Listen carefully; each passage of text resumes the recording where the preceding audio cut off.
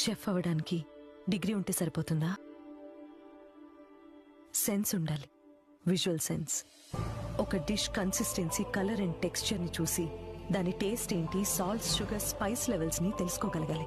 Hearing sense, వంట చేసేటప్పుడు వచ్చే శబ్దాన్ని విని అది సరిగా కుక్ అవుతోందా లేదా అని జడ్జ్ చేయగలగాలి.